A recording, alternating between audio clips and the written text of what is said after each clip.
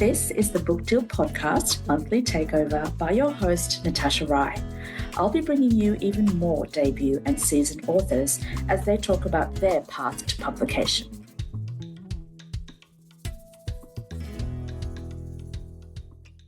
The Book Deal Podcast acknowledges the traditional owners of the land and waters which it's recorded on and pays respect to their elders past, present and emerging. Christine Shamista is a poet and writer of Sri Lankan Tamil ancestry who lives on Wongal land in Sydney. Her debut publication is a book of poetry, Soft Side of Red, published in November 2023 by Gazebo Books.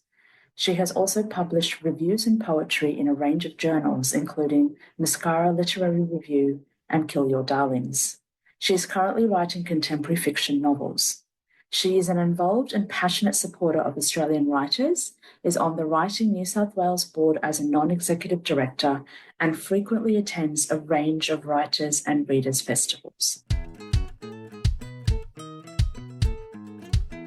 Hi, Christine. Welcome to the Book Deal Podcast.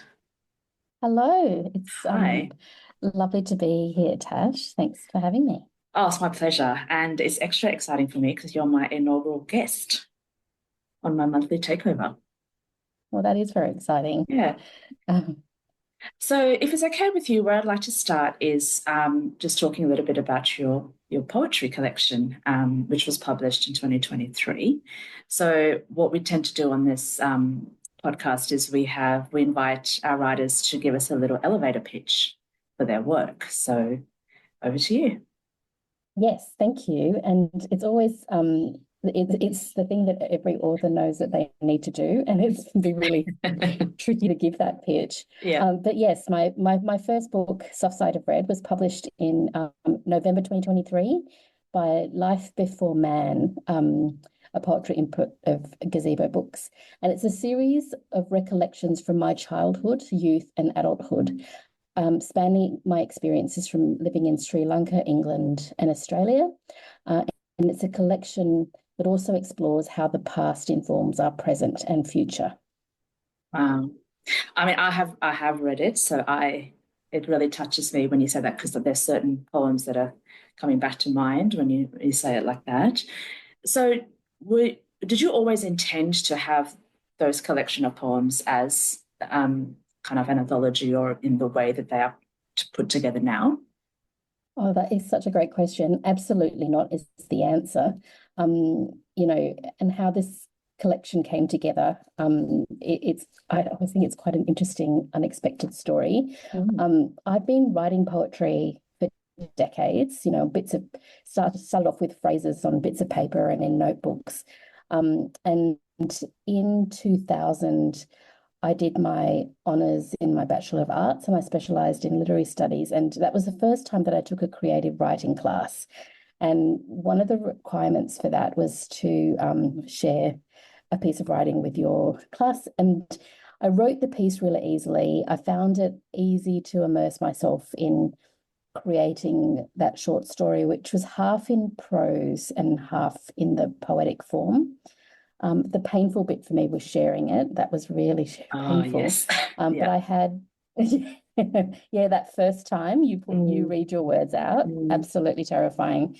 But I had a class of terrific peers, and they were very supportive, and they gave me really helpful feedback, and they suggested that the whole story should be as a poem. So I made it into a poem. And when I returned to Canberra and I finished my law degree, I decided that I'd have a go at getting it published, and I submitted it to a university journal that did publish some creative pieces, and it got published, which was delightful, and that was encouraging. And I continued to write.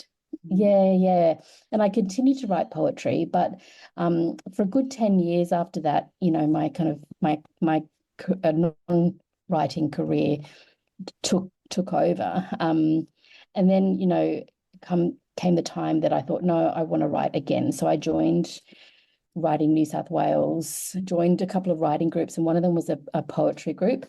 I was in that group for a couple of years, and the practice was to write a poem and share it every week. And that really got me writing and got me into really great flow. And some of those poems I entered into competitions, and some of them got published in journals and anthologies. And occasionally during that time, I thought, it would be kind of cool to have a book of poetry. But it was sort of just a thought. It wasn't the main aspiration at that time. And then one day I got a message from a poetry editor who had come across my poems in an anthology. And he liked them, and he asked me if I had more, and whether I ever thought of publishing a poetry book.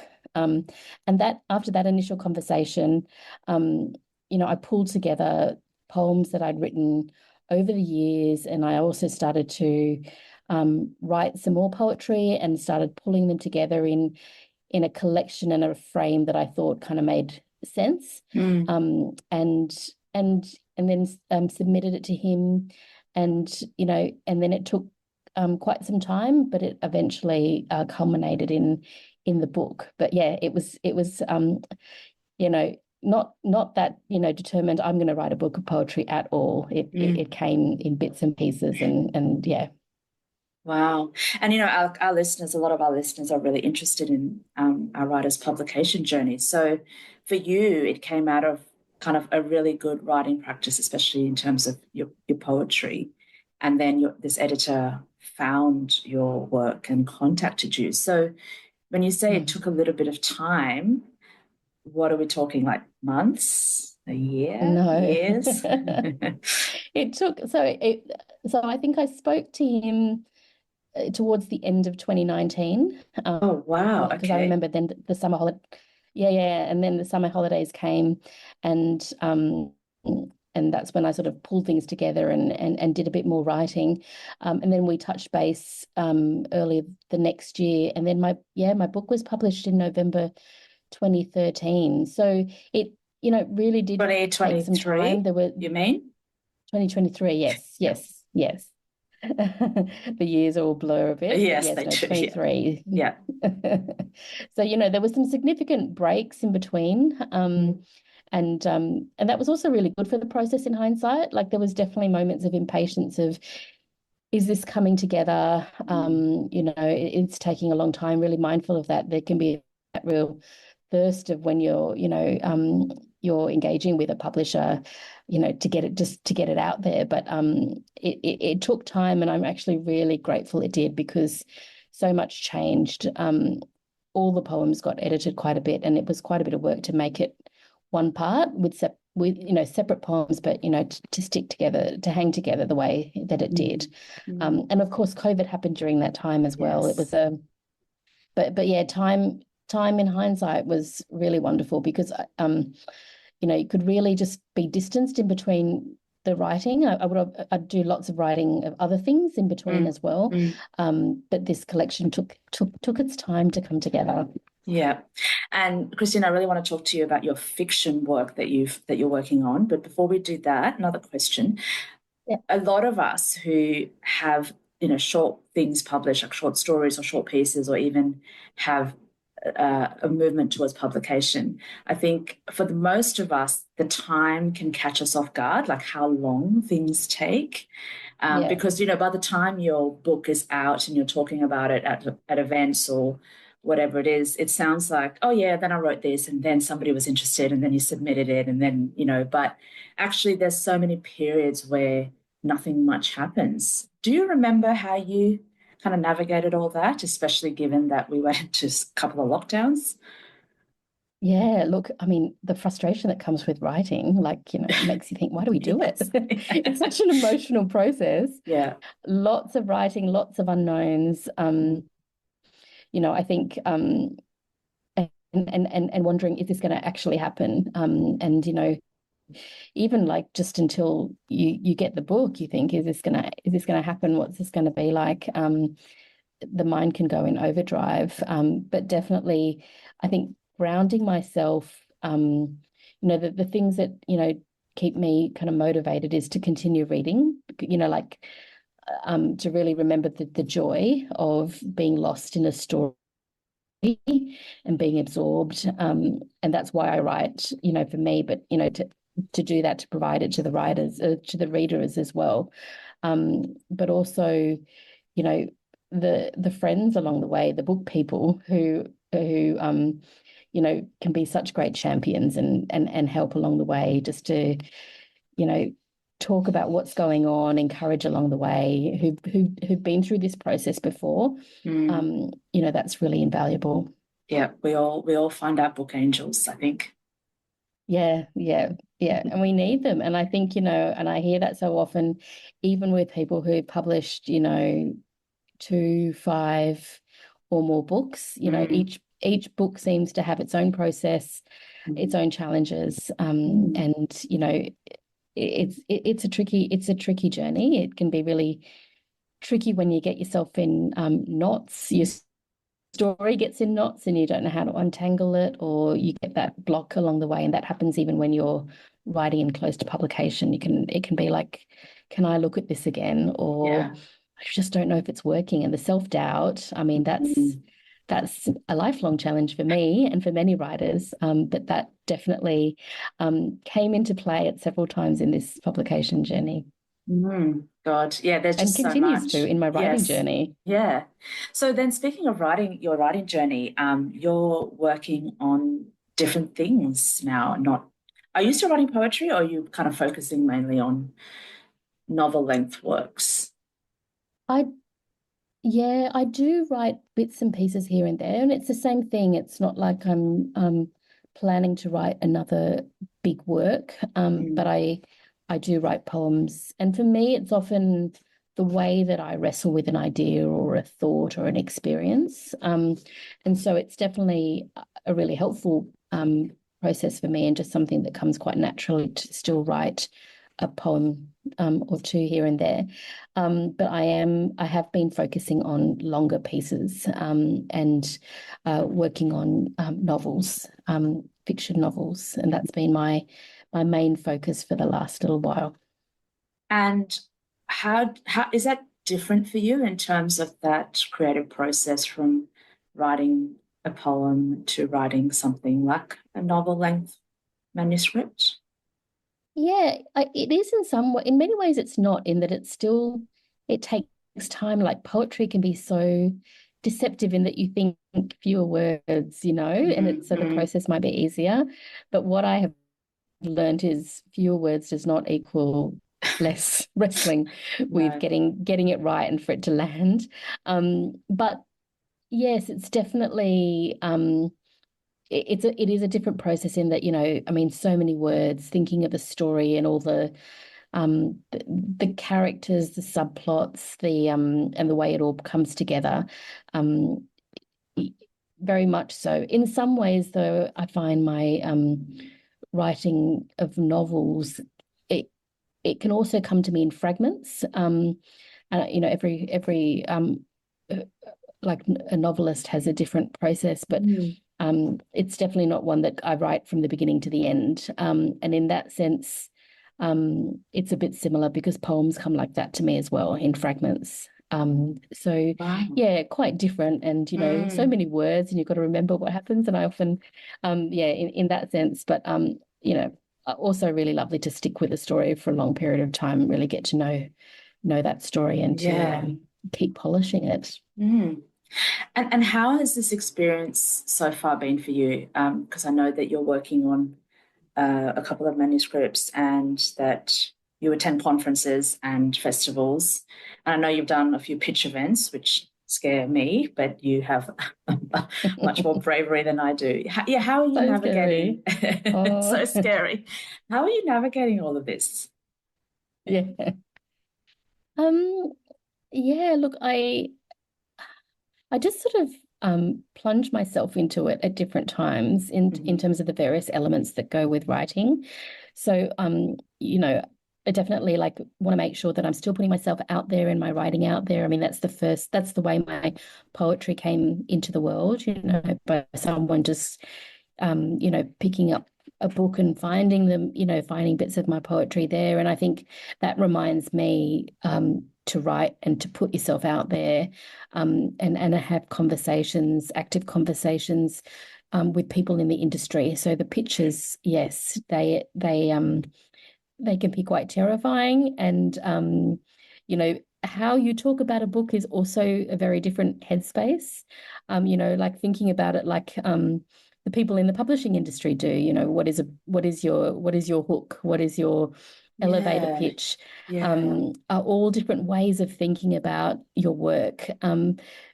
But really helpful because you've got to know that in order to engage with it. So I definitely, try and put some time into that too, and talk to people who've done this along the way in the process. But I think it can also get really overwhelming, and that part of the work takes time. Like when you submit your work, whether it be to a competition, to another reader to give you feedback, or to an agent or a publisher, they don't cut. They take their time, understandably. And so for me, grounding myself and keeping focus is just to continue to write. And I think I often have a couple of projects on the go, something that's, quite polished, but I'm still editing, and then, another story. I mean, there's so many things I could write about, Tash, like and so Yeah. I think just keeping myself occupied and writing keeps the joy in it for me. I mean, that's why I primarily do it. It's something that's, for me, reading it and it to be enjoyed in that way is big too. So it's definitely a journey, and it's a marathon. It's not a sprint. It's it looks different at different times, the business of it, and then the actual act of writing and rewriting, which the rewriting is 90% of the writing, and it's all consuming. Yeah. Yes. Yeah. So it's really interesting that you talk about the business of it, because I personally struggle with that a lot. Like, I'm terrible at writing synopses. I'm terrible at writing pitches, and I literally just get dumbstruck when someone goes, "What's your book about?" And I just like go, "Oh." So for you, is that something that you've honed, that you've actively worked on? Like how do you do that? Do you separate the two out, or? Yeah, I'm curious about that. Yeah, no, it does not flow. The business of it, writing a pitch is so hard, and yes, thinking of it in that way, when people say, "What is your story like?" Comparable titles, that's the hardest as well. Like for me to kind of think, "Oh, it's like this book or that book," because I think when it's your story, like, and you're in it, you see it and you conceptualize it a completely different way. And that's why I just find sharing my work with people and getting feedback is everything. They can see what you can't see. I just honestly think authors cannot see so much about their own work, and so it's really helpful to get that feedback.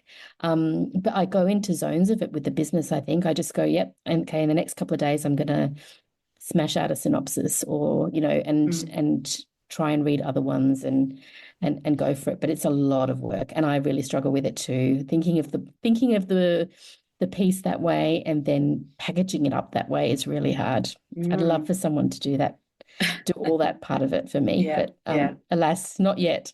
And and that kind of move from different forms as well, because lots of emerging writers have written short pieces or have submitted nonfiction essay type pieces and have been published. And there feels like sometimes, because I remember feeling like this, a huge leap between that early publication or early signs of success and then trying to get a novel accepted from someone or by someone. What keeps you going? Like, how do you navigate the submission trenches, which I've heard have been called before? I think that's a great way to describe it. And there are just so many false starts in this journey. Yes. Like, you think, "Oh, I found an agent, that's it." Or a publisher's kind of interested and they want to read more, this is it. And it's not that way for so many people. I think, I always remind myself, and writers' events are fantastic for this, and podcasts. I think that's how I keep company with other writers is I love hearing writers talk about their books and their experiences. And what I've learned is that every publication journey is so different.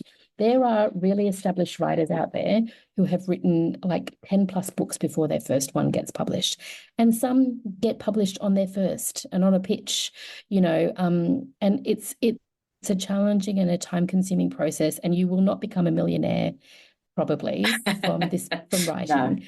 No. And so I think, that's why I choose to really write stories that intrigue me and that I love. I won't say that I write what I know, but I think if you write what you love, then every time you're refining it, you're going to enjoy it more. You want to find out more too about this idea, these characters. What are they going to do? How can I really kind of test them? How can I how can something really different in this story emerge? And because I'm a prancer, and the story unfolds, and all the stories within the story unfolds as I write. And I love that process. Like, I've tried to plot, but I just really love the magic of finding out what happens yourself and having no idea what's going to happen down the road. So I think, that's really helpful to me. And I think, I said before, keeping connected to those book people, they support me, from when I'm like, you get a rejection and I'm never doing this again. And that, they're the ones that can kind of keep prodding you gently sometimes, a bit harsher sometimes, but they know what's required, and, they can just really speak truth to you. And that's just so helpful as well. But I mean, I think also, I said before, just continuing to read stories that just make you go, wow, this is amazing. And aren't books awesome, and aren't stories awesome? Are just so key. And I also it's really hard to get good feedback,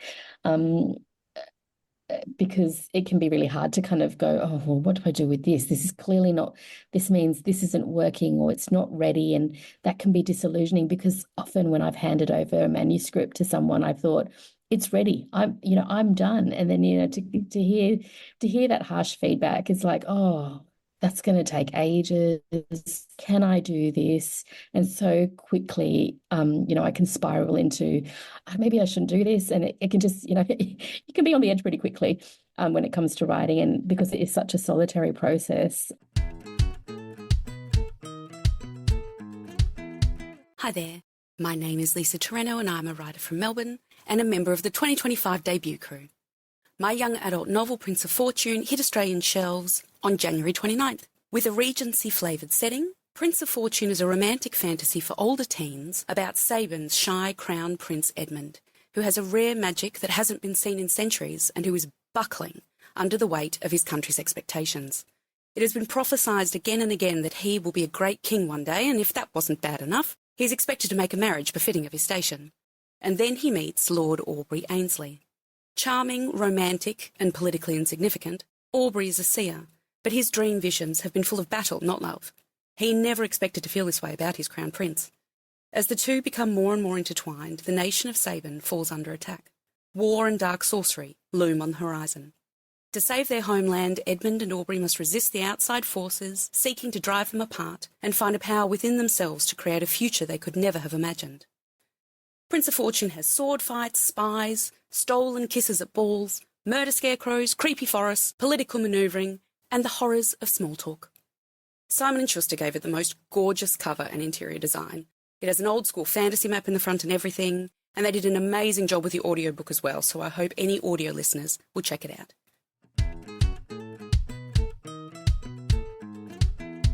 That's one of the reasons why I'm striving for continual traditional publishing as well, because that process of, editorial input and different ways of seeing your manuscript and seeing it shape, I think just helps make it better. Like you heard about my poetry book, it took so long, and that was deeply frustrating in some ways, because, there were so many times when I thought, is this actually going to happen? And, I don't know if I can look at this anymore.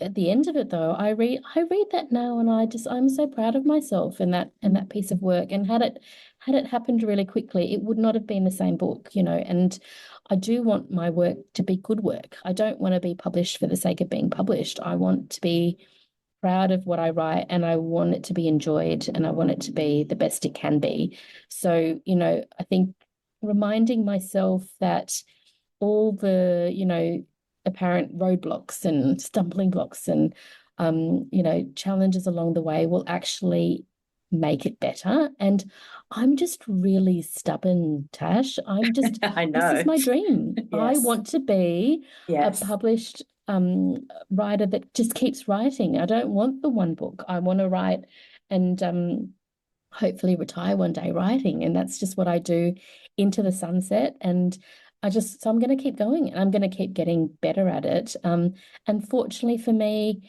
that reigns supreme. So it keeps me going. But it's hard, and it's hard to get a break. But I think also it's hard for when you get the break. I know so many writers who have written one or two books, and then it's really hard to get other books published. It's a really interesting and challenging industry, publishing. It is. And so, yeah, and increasingly so. So much is going on in the publishing industry, generally, and in Australia. So, but I just think to myself, I can't get paralyzed by that. I want to focus on my stories. I'm always thinking about what's my next read going to be. I want a really good book to sink into, and I want to make mine brilliant so that when someone reads it, they can't say no to it. And that's where I'm heading to. And just hearing you talk, that your love for storytelling and reading is just coming across so strongly. And I was going to say that usually we ask our writers for their top tips, but you've already given me so much in terms of what keeps you going. So it sounds like for you, it's definitely access to community, like writing, book-related community, and then the joy of storytelling. Like that is so strong, that pleasure in what you're writing. And I really sometimes feel, because I've experienced this, where when you're writing and you're submitting, sometimes you can lose track of what it's all for, as in the joy of the actual creation. Oh, so true. So true. Yeah. And so just having you remind me of that, I'm like, oh yeah, that's why we're doing this. Yes, a lot of us want traditional publication. Yes, a lot of us are trying to get it. But ultimately, it's that absolute joy and pleasure of writing something and creating a story. Yeah, absolutely. And I mean, I've sat across from you when we've talked about book or writing, and we can get really excited really quickly. And so it's really great to be around people like that, because we're very nerdy in our own way, in that way, but it can be quite contagious and fun. Like, books are awesome, stories are awesome. It's my form of meditation sometimes, is reading and writing, and being able to get lost in another world. I mean, we need that.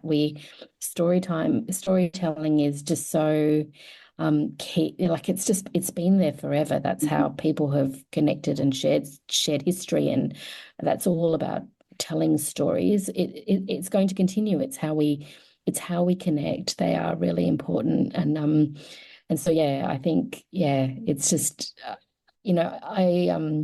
what is that book? The Artist's Way by Julia Cameron, which I hadn't read. It's been decades, I think, since I've read that book, but it talked about all the things you can do to keep the creative flow and the creative juices going. And I remember one of the suggestions was to take yourself on artistic dates. And that could be like going to a bookshop, which is a very dangerous and wonderful thing to do. And also but also I mean, I do art. I do the odd art class here and there, or a craft class. I'm not talented in those ways, but I do love getting lost and doing that, and going to the theatre, and just watching the different forms of storytelling and creating. And that keeps me grounded too, and keeps, I think, keeps the stories and the process going. Like even when you're not sitting down and writing a story, the stories percolate and they come together. And I loved in your newsletter this week, Tash, how you wrote about being in a festival and and your brain was working as you were, no doubt really engaged in that session. But then suddenly something in a story you were writing kind of, you found a way. You thought, oh, that's how it's going to be. And then again, that happened to you when you were having a conversation with somebody. And I think that was such a great way of describing what it's like. It just, things can just sit there and you think you're not writing. And often, I mean, I work full time.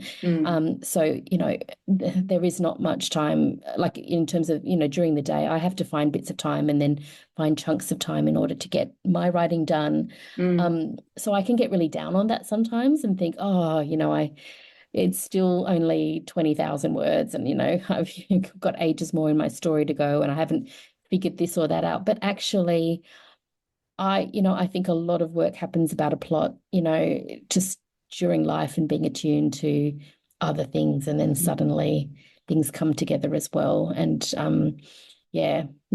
it's fun. It's very fun. It is. I think. So I know you're always writing is my thing. Well, exactly. And then, of course, there's a physical act. But you're right. Like, there's things happening in our brains all the time, making connections, seeing things that you're like, oh, yeah, maybe that, maybe not. But, you mentioned just before about kind of persevering and kind of continuing because you want this. You're still striving for a publication deal and you want to be writing until you retire. Are there specific things that you do to kind of manage or meet your disappointment when you get an answer that you don't like? I think I've learned over time, like there's been tears. There's been, going to my husband and, it's this and, he's a very gentle, lovely soul who'll just, sit with me in those moments. And I've definitely done that with friends too. I'll definitely reach out and just go, this happened. It's not happening this way. And I really, really wanted it. And giving yourself space to vent about the disappointments and the challenges.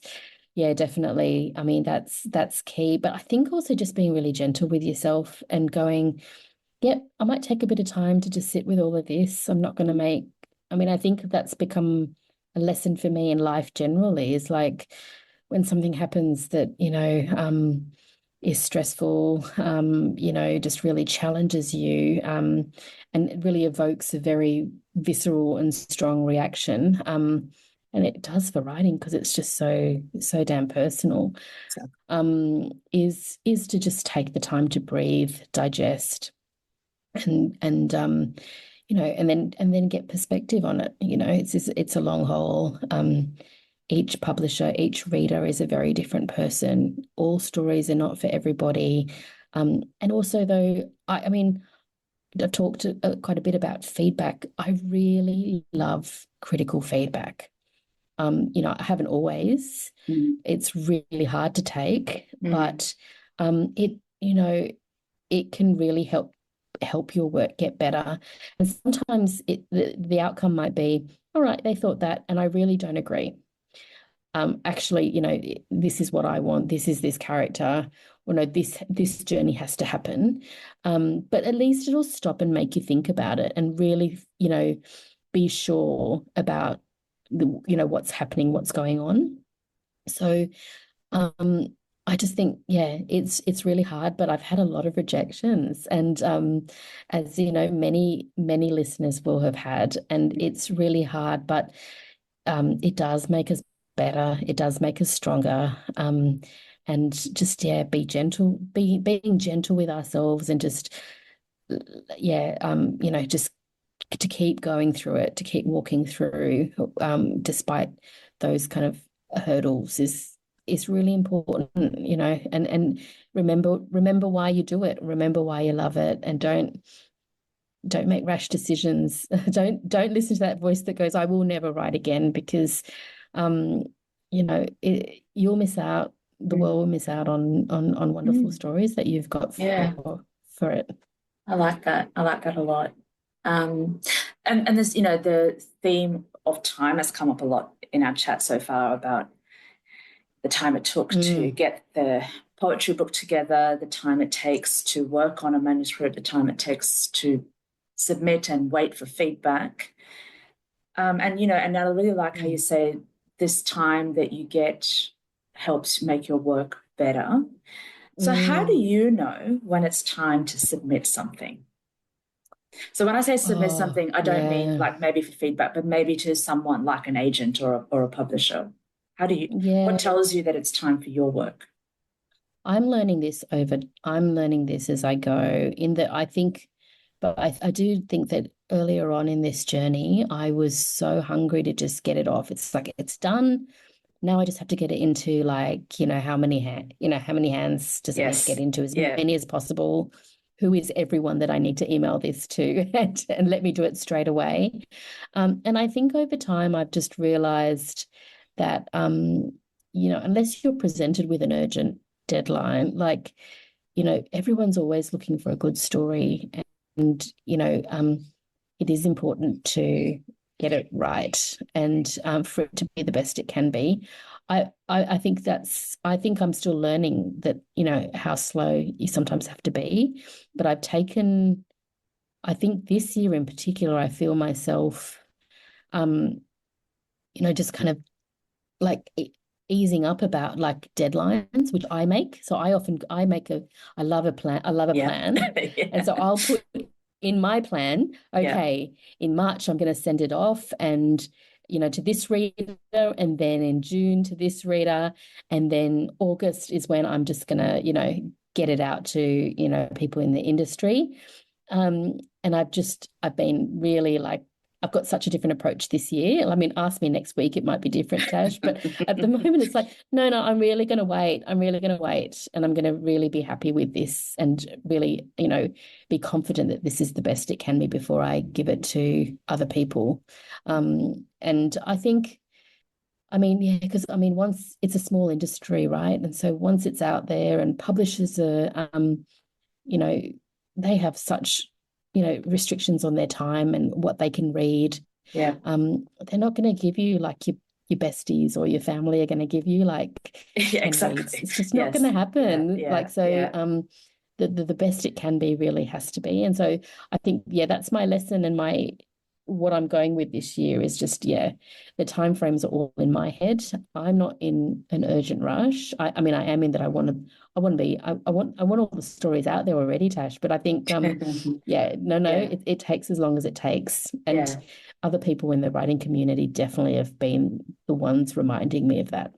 Yeah. And wait to get this right. And that beautiful gem that you just said earlier was everyone's always looking for a good story. Ultimately, yeah. I mean, I've sat in that many conferences, or you hear people in the publishing industry in a conference session talk about, I'm looking for this at the moment. Everyone's asking them, what are you looking for? And they'll say, I'm looking for a zombie fantasy rom book, and I mean, I haven't heard that actually, but that's an example. But and then suddenly there's a sense of the room's like, okay, that's what I'm going to write. And I have heard that before. I've heard writers go, I think I should write this because that's what people are reading right now. And I think a lot of us writers have also often heard, if you write what's hot now and what are specific things that publishers are looking for now, it's going to be not what they're after by the time you're done. Like it's, sure, you can write that way, but also like a good story is going to, be picked up, a good story is timeless. Regardless of, that's right. Yeah.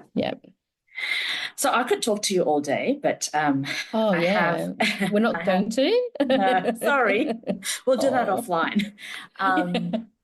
So I have a final question, which I know you've already been generous and offered so much, but do you have a tip or top tips to offer other writers who are kind of in that spot between, trying to get a major work like a novel published, maybe after having some early success? Yeah, I mean, I think the top tip is like to write. Like first and foremost, spend the time writing, get the words on the page, get your idea on the page. It takes a lot of time. And as I said before, most of your time after you've got it on a page is that you'll be rewriting it a lot. So like, no matter what happens, remember that's what you need to do and enjoy and focus on.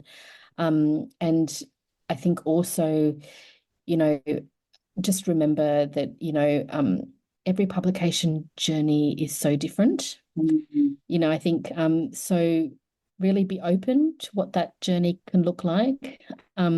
Because and I think particularly like I don't write romance stories. I write, books with romantic elements. But I think what being part of the romance writers communities has really taught me, because it's such a huge genre, the most popular genre out there, is that people work in so many different ways to get their work out there. There's so many ways to get your stories out into the world, so many ways to self-publish, and also, to get published traditionally.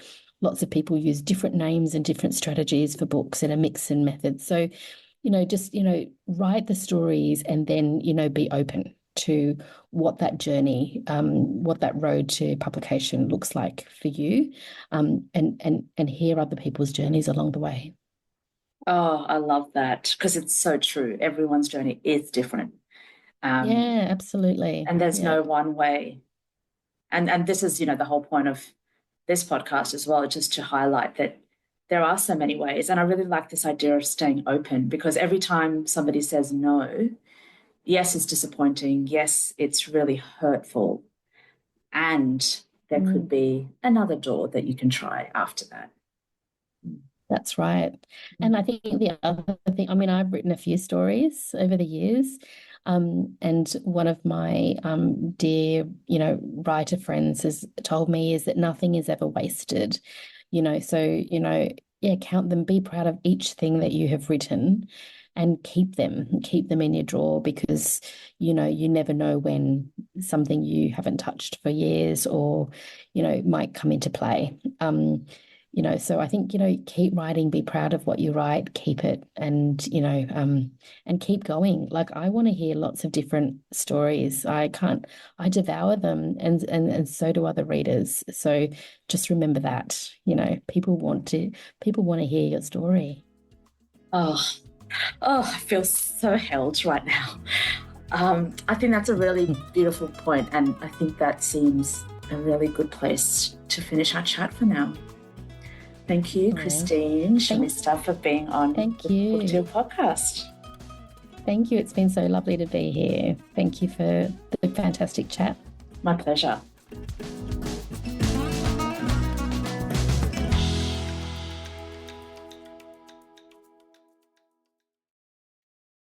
Thank you for listening to the Book Deal podcast. If you enjoyed this episode, please subscribe to the pod so you can receive updates as soon as our new eps drop. And to keep up to date with what the pod is doing, you can also find us on Instagram.